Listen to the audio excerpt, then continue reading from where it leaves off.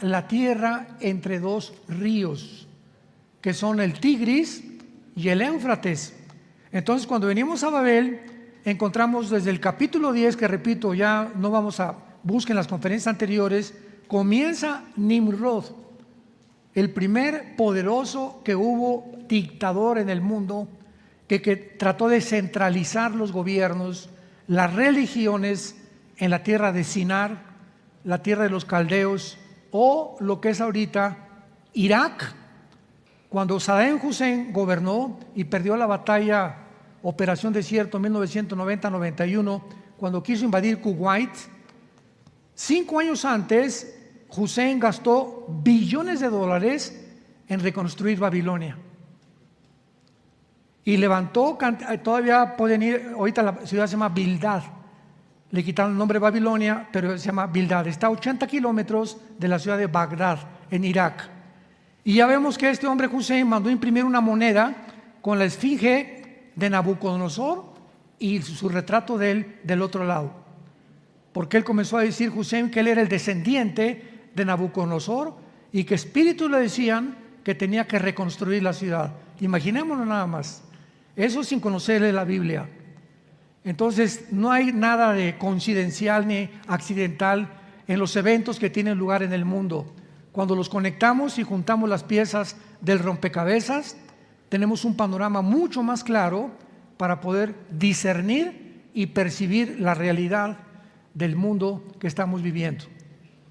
Muy bien, Babilonia comienza pues con Nimrod, se levanta la torre famosa de Babel, donde por primera vez existe en la Biblia la primer rebelión masiva contra Dios, el primer intento de abortar los mandamientos de Dios, porque antes de Babel Dios le dijo a Noé, después del diluvio, vayan por el mundo, dispérsense por todo el mundo, propáguense por el mundo, fructifíquense. Pero llega Nimrod, un tipo del anticristo, y le dice a toda la gente en aquel tiempo, no, concentrémonos en un solo lugar, levantemos una torre, hagámonos un hombre, edifiquemos una ciudad para nosotros. Entonces vemos que este pensamiento de la centralización de los gobiernos no es coincidencia que en la Biblia termine con un personaje llamado el anticristo, donde se menciona que este hombre va a centralizar, ¿qué cosa? Los gobiernos. O sea, pronto viene este dictador mundial para poder ejercer el control global a través de un solo gobierno. Y el siglo pasado esto no podía ser realidad, ni hace 10 o 15 años, hasta el siglo en que tú y yo estamos viviendo, simplemente porque no había la tecnología que tenemos actualmente para que esta posibilidad sea una realidad, ya que con la tecnología que tenemos y la genética que tenemos, el ser humano cree que es Dios y que podemos levantarnos sin tener necesidad de Dios y gobernarnos sin tener necesidad de una ley moral, de códigos de conducta ni de moral, porque nosotros somos dioses. Ya que si venimos de una amiba y somos el proceso accidental de la teoría de la evolución, pues simplemente el ser humano tiene que mejorar. Y ahora la tecnología nos va a ayudar a mejorar, mezclando el ADN del ser humano con animales, o a través del transhumanismo, o de la inteligencia artificial, o de los nuevos descubrimientos de la genética. Y todo lo que le estoy contando no es más que ciencia ficción, que los que están detrás, que es un grupo que se llama el Foro Económico Mundial. Métete al internet y búscalo y ve los estatutos que declaran ellos diciendo Dios no existe. Este foro controla los gobiernos del mundo actualmente. Cristo es una mentira, Dios no existió, vamos a ser dioses. Y están inclusive llegando a la psicopatía, a la locura de decir y atreverse a poder aseverar que la muerte va a ser considerada una enfermedad. Que como todas las enfermedades las podemos conquistar y nos vamos a convertir en inmortales, gracias a la diosa de la tecnología. Entonces, todo esto tiene su origen desde Babilonia, y a través de toda la historia, Satanás, que estuvo detrás de Nimrod, encontramos el mismo patrón, el mismo factor común denominador. Todos los faraones se creyeron dioses. Todos los césares romanos se creyeron dioses. Y mencionamos a Atila, a Gengis Khan, mencionamos a todos los grandes conquistadores, Alejandro el Magno, los dictadores del siglo XX, ¿verdad? Lenin, Hitler, Benito Mussolini, Mao Zedong, etcétera, etcétera.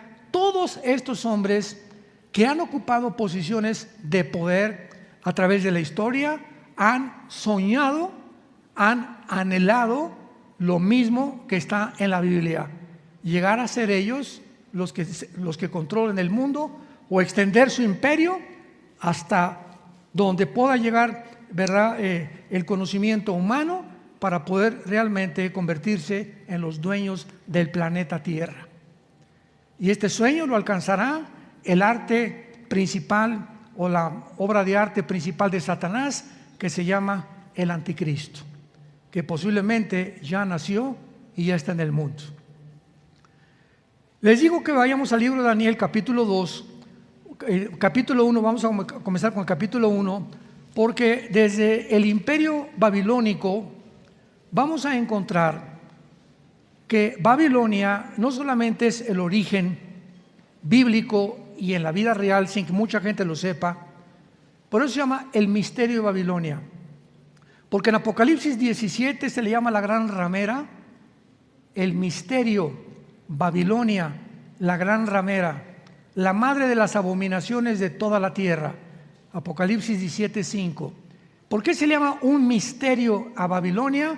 Porque detrás de este sistema, de esta ideología, le podríamos llamar también, detrás de esta sociedad secreta que fundó Nimrod, se pusieron los cimientos, los fundamentos, para que a través de toda la historia el mundo creciera, y los puso Satanás, para que todo se levantara conforme al patrón que está establecido en Génesis capítulo 11. Que el ser humano se llegue a creer Dios, y finalmente con la tecnología Satanás cumplirá su sueño levantando al Anticristo.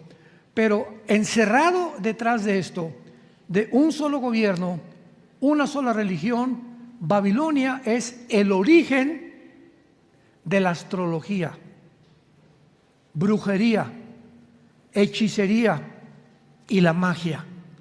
Todo lo que es perteneciente al ocultismo son las sociedades como los Rosacruces, masonería, los caballeros templarios, lo que fundó la teosofía de Elena Blavatsky.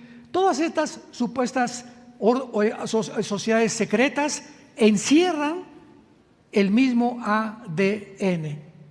Todas están relacionadas con el ocultismo, todas ponen cortinas de humo para que tú no sepas realmente lo que se encuentra detrás de sus fundamentos diabólicos, porque precisamente este es el propósito satánico: cegarnos a los seres humanos de todo lo que está pasando en el mundo. Cristo dijo: el día que conozcas la verdad te hará libre. Cuando tú comiences a estudiar este libro, las vendas te van a comenzar a caer, porque Jesucristo es la única verdad absoluta del universo. Y por desconocer la verdad, el mundo es esclavo de la mentira. Y nos creemos todo lo que dicen los noticieros, lo que dicen los periódicos, los medios masivos de comunicación, precisamente por ignorar la verdad de Jesucristo. ¿Por qué? Porque el mundo vive un relativismo. O sea, lo que es verdad para ti, para mí no es verdad. Una verdad absoluta no existe. Y por eso el propósito de la agenda global es claro: destruir el cristianismo, acabar con la familia. ¿Cómo? A través del aborto, matrimonios gays, movimiento LGTB, pedofilia, que ya se va a legislar la pedofilia, y a través de esta destrucción de los valores que forman parte de la institución más santa y más sagrada que Dios estableció, que es el matrimonio.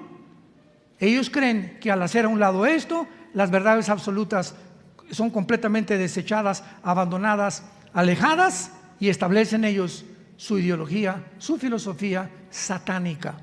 Nosotros somos dioses. Vamos a cambiar otra ética, otras leyes morales. La verdad no es lo que tú crees, sino lo que tú piensas. Ya no es Dios, somos nosotros. Tenemos cada uno nuestra propia verdad. Veamos esta secuencia de ocultismo, brujería, que continúa, escúcheme con mucha atención, continúa en casi más del 90% de los gobiernos del siglo XXI. Casi la mayor parte de los gobernantes en el mundo actualmente tienen brujos, ocultistas, astrólogos, magos, hechiceros, reuniones secretas de espiritismo donde invocan el espíritu de Cuauhtémoc, el espíritu de su abuelita, díganme qué quieren que haga yo, etcétera, etcétera, porque este ocultismo, esta sensación de que podemos tener contacto con el más allá, no saben que su contacto no es con Dios, todo lo contrario, es con el mismo mundo de los demonios. ¿Por qué lo hacen? Porque no conocen, están cegados y por el hambre de la curiosidad. Quiero consultar voy a morir, cómo va a ser mi gobierno, etcétera, etcétera. Pero esto corre por toda la página de la historia y por todas las páginas de la Biblia. Daniel capítulo 1, versículo 20 y 21. Nos encontramos con un hombre llamado Daniel, judío, que está al servicio del rey Nabucodonosor, rey de Babilonia, y escuchemos qué cosa controlaba el imperio babilónico. Daniel 1:20. Y en todo asunto de sabiduría e inteligencia que el rey les consultó, o sea, a los muchachos, los halló 10 veces mejores que todos los magos y astrólogos que había en todo su reino. Capítulo 2, versículo 2. Hizo llamar el rey a magos, astrólogos, encantadores y caldeos para que le explicaran sus sueños. A través de toda la historia vemos este fenómeno. Los presidentes, los gobernantes, los dictadores, los reyes. ¿Se acuerdan ustedes de los zares de Rusia? Con el famoso Nicolás II, el último zar de Rusia, que fue derrotado a principios del siglo pasado, 1910-15, y entraron los bolcheviques, la revolución bolchevique, que se estableció el comunismo por primera vez en la historia cuando mataron a los zares. Bueno, ¿se acuerdan ustedes que Nicolás II tenía a un brujo llamado Rasputín? Y se han hecho películas y hay libros de él. Era un hombre como de 2 metros de altura que tenía poderes diabólicos y sanaba a la gente. Y la emperatriz lo jaló al palacio. Era un hombre que andaba por ahí por las calles y comenzó a dar cuenta que tenía poderes, etcétera, etcétera. Lo quisieron envenenar 2 veces y el veneno no le hizo efecto. Era impresionante la forma como este hombre, ¿verdad?, manifestaba un poder satánico. Y desde ese momento la emperatriz, ¿verdad?, de Rusia, la esposa del zar Nicolás II, lo hizo su principal consejero. Y vemos que finalmente el zar, su esposa y todos sus hijos fueron asesinados. Es la factura que le cobró Satanás finalmente a esta familia. Y ahí se terminó los zares de Rusia. Ya nunca más volvió a haber zares en Rusia. Veamos ahora el versículo 10 del capítulo 10, del capítulo 2 otra vez, Daniel 2:10. Los caldeos respondieron delante del rey y dijeron: no hay hombre sobre la tierra que pueda declarar el asunto del rey. Además de esto, ningún rey, príncipe ni señor preguntó cosa semejante a ningún mago, ni astrólogo, ni caldeo. Para los que no entiendan el trasfondo, el rey Nabucodonosor tuvo un sueño de una estatua que lo explica el capítulo 2, gigantesca, y se enojó porque cuando consultó a los brujos y a los astrólogos y a los hechiceros, nadie le pudo contestar qué significaba ese sueño. Y le dijeron: No existe en el mundo ningún mago ni astrólogo que pueda interpretar este sueño. Y vemos más adelante que Daniel, el muchacho cristiano que estaba al servicio, que fue arrebatado de Israel en el primer exilio, el año 2586 antes de Cristo, Dios le revela el misterio a Daniel y Daniel le interpreta el sueño a Nabucodonosor y Nabucodonosor lo hace primer ministro de Babilonia. Pero quiero que vean ustedes la cercanía de estos emperadores con el mundo del ocultismo. Capítulo 2, versículo 27. Daniel respondió delante del rey diciendo: el misterio que el rey demanda, ni sabios, ni astrólogos, ni magos, ni adivinos lo pueden revelar. Capítulo 4, versículo 7 y 9. Vinieron magos, astrólogos, caldeos y adivinos, y les dije el sueño, pero no me pudieron mostrar su interpretación, hasta que entró delante de mí Daniel, cuyo nombre es Belsasar, como el nombre de mi Dios, y en quien mora el espíritu de los dioses. Conté delante de él el sueño, diciendo: Belsasar, jefe de los magos, ya que he entendido que hay en el espíritu de los dioses santos y que ningún misterio se te esconde, declárame las visiones de mi sueño que he visto y su interpretación. Y finalmente el capítulo 5, versículos 11 y 12. Y aquí Daniel está bajo el imperio que derrotó al imperio babilónico. Y de acuerdo a la historia sabemos quién fue: los medos y los persas, que conquistaron al imperio babilónico. Y Daniel entró también al imperio medo-persa como primer ministro del rey. De la sabiduría que tenía Daniel, que Dios le había dado, comparación con todos los mundos ocultistas de los consejeros del rey. Capítulo 5, 11 y 12. En tu reino, le dice al rey de Medo-Persia, Daniel, hay un hombre en el cual mora el espíritu de los dioses santos. Y en los días de tu padre se halló en él luz e inteligencia y sabiduría, como sabiduría de los dioses, al que el rey Nabucodonosor, tu padre, oh rey, constituyó jefe sobre todos los magos, astrólogos, caldeos y adivinos. Vemos pues el énfasis en la Biblia, sobre todo en el libro de Daniel, en el imperio babilónico, que no es coincidencia, que dominaba completamente el misterio de Babilonia, que había un poder de las tinieblas que no era más grande que el poder de Dios. Dice 1 Juan capítulo 4, mayor es el que está entre nosotros que está en el mundo. Cuando me dicen, oiga, si una bruja le lanzó una maldición, se le va a regresar. ¿Saben ustedes eso? Que cuando una bruja o un hechicero te lanza una maldición, o maldice a tus hijos, o maldice tu matrimonio, y tú vives en pecado, la maldición te llega. Esto es real. ¿Se acuerdan ustedes en Haití de los famosos muñecos del vudú? Que son muñecos que agarran los budistas, los brujos del vudú, y le entierran alfileres.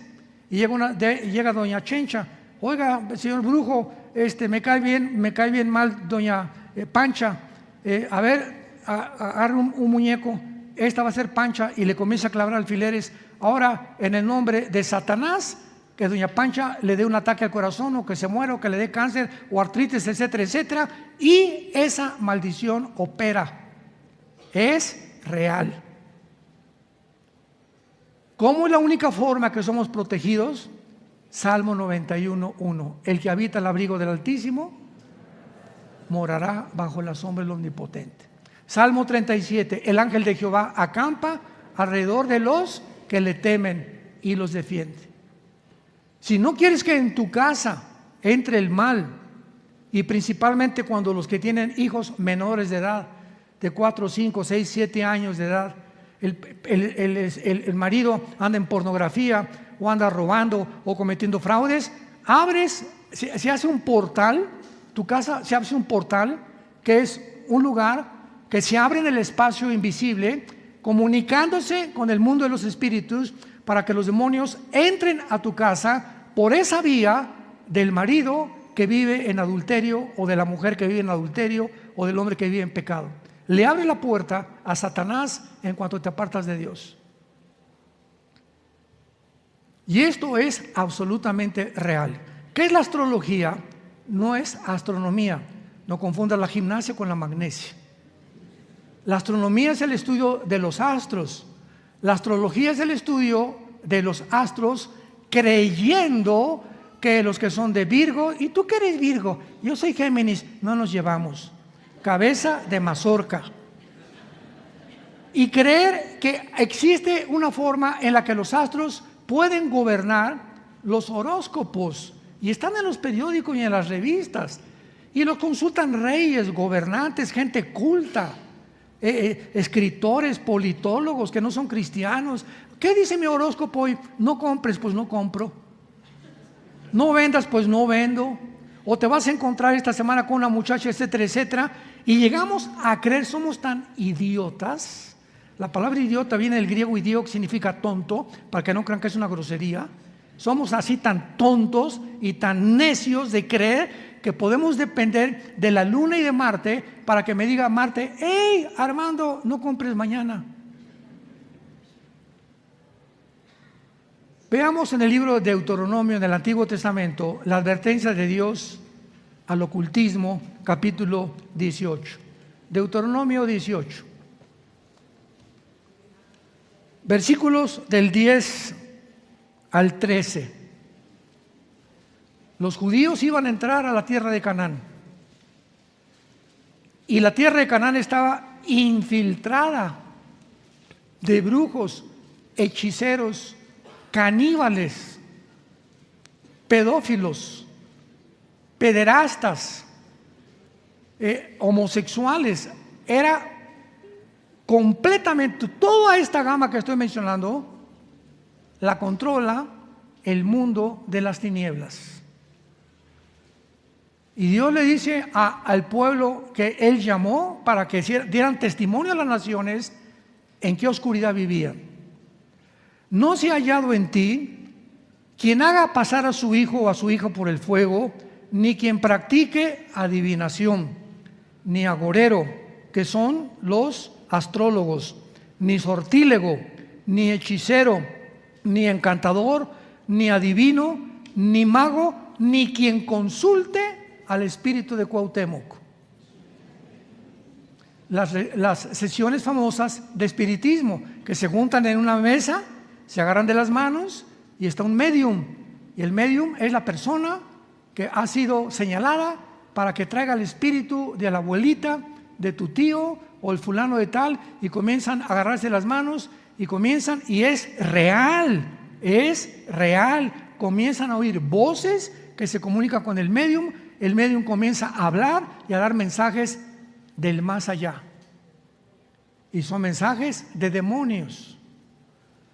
Hace muchísimos años, a principios del siglo pasado, hubo un gran mago que se llamó Houdini.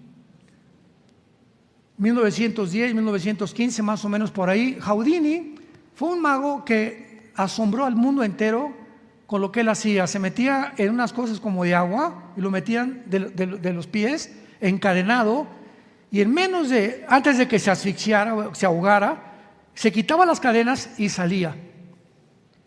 Houdini no se supo hasta el final de su vida que consultaba a los muertos y que tenía sesiones de espiritismo. Entonces Houdini, en uno de sus actos, lo pueden ver en cualquier lado, hasta una película hicieron con Tony Curtis, que él hace de Houdini, que ya también murió este actor, que se ahoga dentro de la pileta y pues ya se murió. Pero antes de esa semana, Houdini le dijo a su esposa: quiero por favor darte este papelito, y le puso un número de 7 letras, 3, 4, 5, 7, etcétera, etcétera. Y quiero que cuando yo muera, hagas una reunión espiritista y me invoques a mí. Y si yo te doy este número que solamente tú sabes, tú vas a saber que yo estoy vivo. Entonces la esposa de Houdini hizo la reunión, se juntó con el medium y le comenzó a decir: dile al espíritu que te dé un número tal, y le dio el número que Houdini le dio a la esposa. Otro ejemplo de mi propia vida. Mi padre fue un hombre muy, muy religioso. Traía su cordón de San Francisco, etcétera, etcétera. Jamás en la vida, jamás leímos la Biblia, ni supimos que era la Biblia, ni Cristo, ni nada. Éramos religiosos nada más.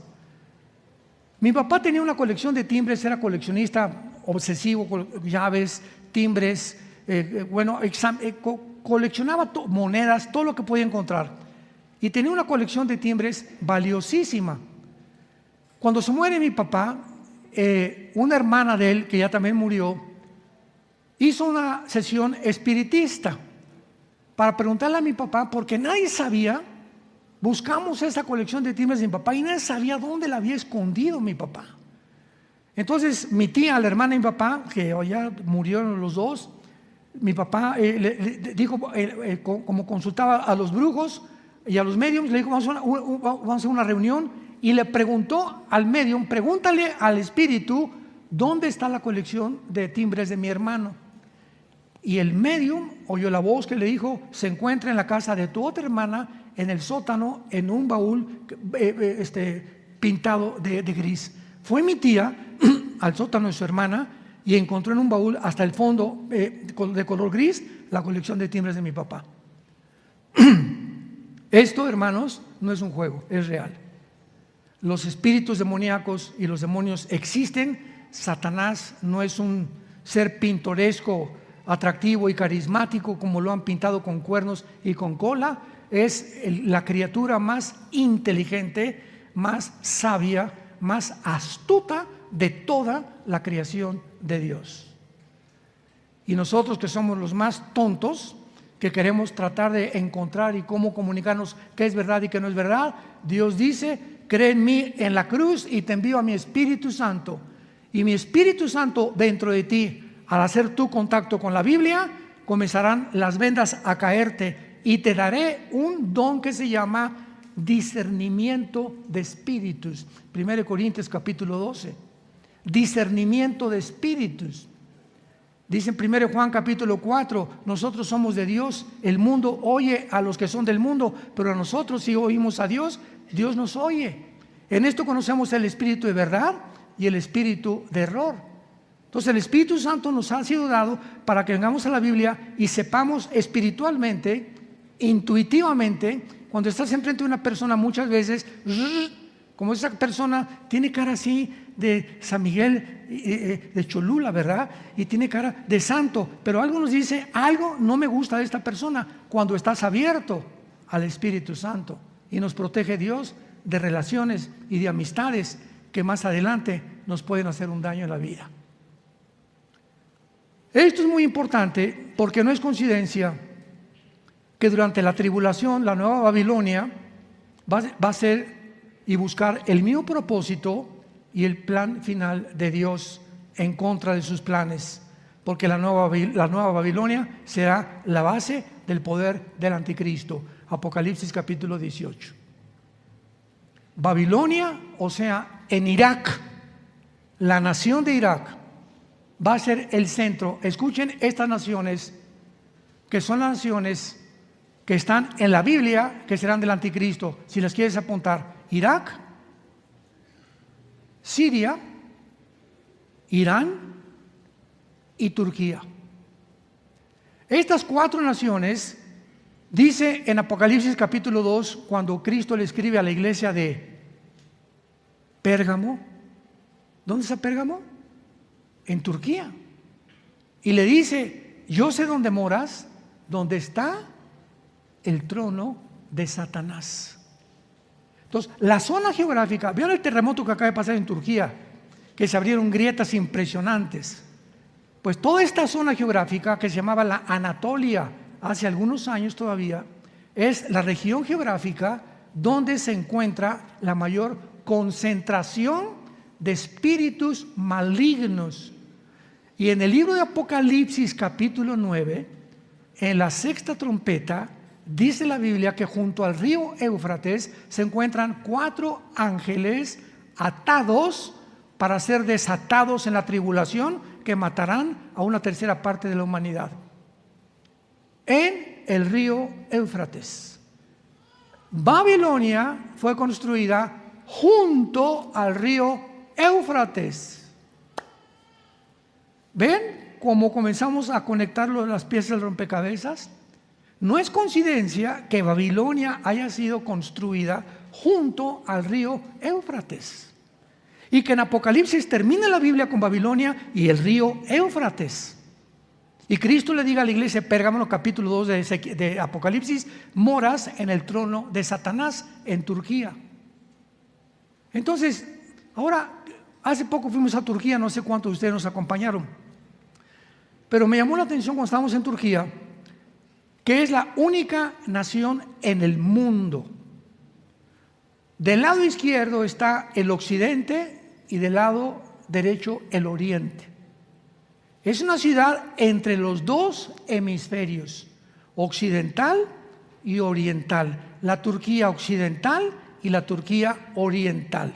Está dividida completamente por el Bósforo y vemos claramente ahí en Turquía todo lo que ha sucedido, porque actualmente es interesante, y tengo que traerlo a colación, que Turquía pertenece a la OTAN, al ejército de Europa, a la Organización de las Naciones del Tratado del Atlántico del Norte, que se llama la OTAN. Y cuando ahora vino el ataque, la invasión de Putin contra Ucrania, pues comenzaron las naciones europeas que pertenecían a la OTAN a ayudar a Ucrania. Y Turquía como que se comenzó a refrenar. Turquía y Alemania como comenzaron a refrenarse y no mandar tanta ayuda a Ucrania como las demás naciones de Europa. Y después se descubre que Erdogan, el presidente actual de Turquía, descubre que no tiene trigo ni petróleo. Y Europa no tiene trigo ni petróleo, porque Ucrania es de los principales proveedores de trigo y de fertilizantes en toda Europa. Y el petróleo que llega y el gas que llega a Europa, ¿de dónde viene? De Rusia.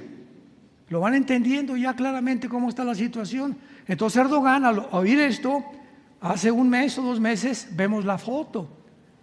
El chino Xi Jinping, Putin, Erdogan y el ayatolá de Irán. El cuarteto que aparece en Ezequiel capítulo 38, versículo 4 y 5. Las 4 naciones que aparece que van a invadir a Israel.